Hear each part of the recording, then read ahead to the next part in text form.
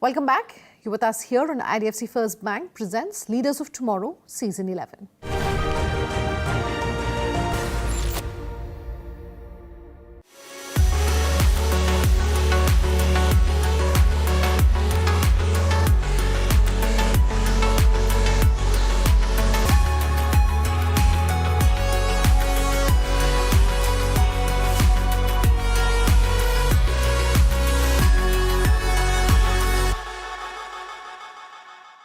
Joining us live on the show now is Monica Malhotra of MBD Group.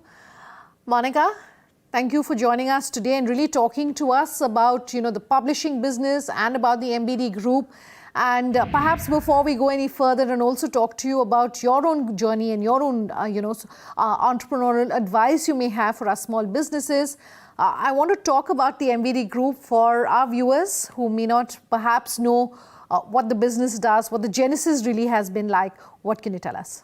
Well, the group is more than 65 or 67 years old group, and the founder was my father, Shri Ashok Kumar Malhotra. I was lucky enough to work with him from a very early stage. I was 15 years old when I started working with him, and the journey of MBD Group, if I talk about, has been it's a very innovative journey. Why I say innovative? Because we were the first ones to bring a paradigm shift in way teaching and learning processes were consumed. And when we started with our reference books way back, 67 years back. And then thereafter, when I now talk about, we were the first movers to bring all the innovative technologies into K-12 segment. We were the first ones to bring augmented reality, virtual reality to the K-12 segment in India. And with our recent launch of our blended learning and teaching solutions under the brand name Ashoka, which we launched last year, in fact, it is the fastest growing solution in the industry. We were sitting at 300 schools last year, and this year up till now we have already signed up with around 800 schools, and still we're thinking that we should be closing furthermore 700 to 800 schools under Ashoka. And this app is totally aligned to the National Education Policy, and we hope by 2030 we should be doing around 30,000 schools, and this will really help the children to better their learning outcomes. And the group is looking up, looking forward, and we always are abreast with new technologies, and we'll bring in more. We're seeing a sea change when it comes to the education and the publishing space and content, really. Content is being transformed and has been transformed completely by digital. So really talk to us about that transformation from, those physical textbooks and the heavy textbooks to what has increasingly become digital and has become ed tech, really. Well, when I talk about the transformation was a very logical transformation, because we were into book publishing and we were publishing books for all classes, all subjects, all major boards, all major languages in India. And of course, when we talking about India, wherever we map, we have offices in Africa, in Middle East. So we try and map our solutions and customize solutions not only to the country and to the board. Also, if I talk about India, that we customize our solutions to every school and every class, depending upon what's the need, what is the purchasing power, what is the level of language they require, what kind of products they require, and what is the need. Not only that, we also customize the needs to the teacher training.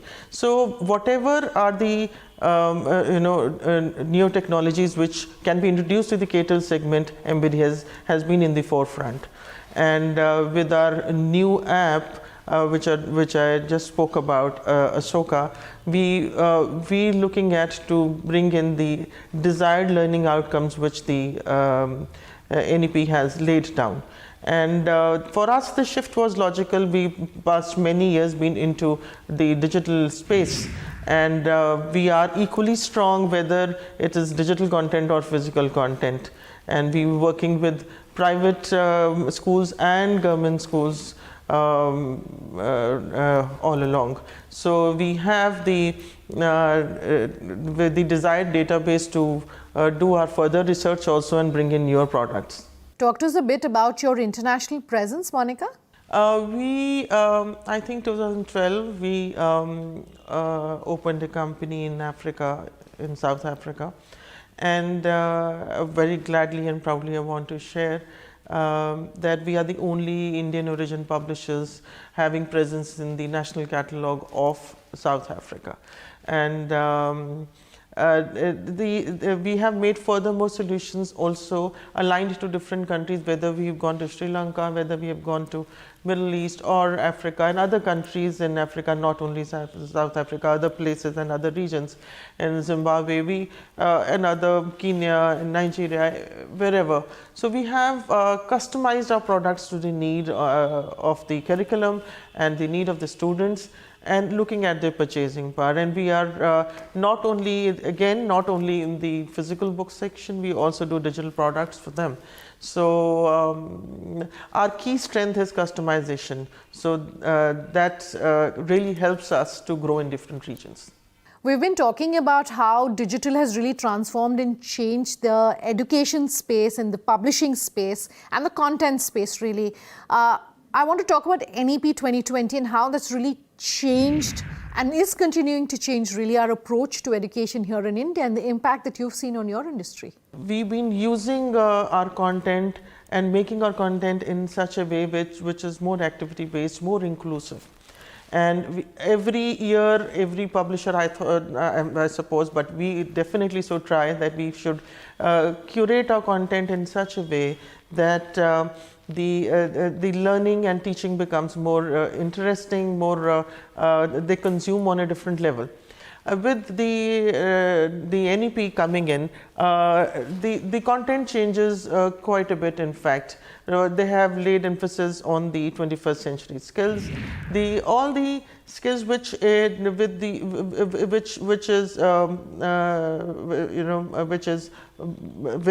NEP is talking about. Our books are mapped according to all the expectations. Even the digital content is mapped to the expectations of the NEP. The learning outcomes are really harped about, and this has been our key focus and will be our key focus also for the more products which we're going to develop. So year on year we keep on working on different products, and I'm happy to share that whatever products NEP is expecting us to do, we have done justice to that. I would like to end today's conversation by talking about and asking you really, Monica, for your advice for our young female leaders about perhaps breaking the glass ceiling in their own industries based on your experience. What do you want to leave us with? Well, if I say women entrepreneurs, if they have that mindset that I have to prove myself better than a man, so I think that they should leave that idea aside. They have to prove each day they are improving themselves from what they were yesterday. You don't have to be above them or below them, you have to improve yourself each day. I think that's the key, because if you focus on pegging yourself to someone, I think that's a very myopic way of looking at your journey. You should look at how you're bettering yourself. You have your own strengths and weaknesses. Everybody has their own. So you work on your own strengths and improve on your weaknesses. Do not lay emphasis on what people think about you. Lay emphasis on what you have to think about yourself. Ultimately, you have to look yourself into the mirror and ask yourself whether you have reached there, whether you matter to yourself or not. If that matters to you, I think nothing else matters to you. So I think just focus on your own journey and nothing else. All right, Monica, good speaking with you here on the Leaders of Tomorrow. That's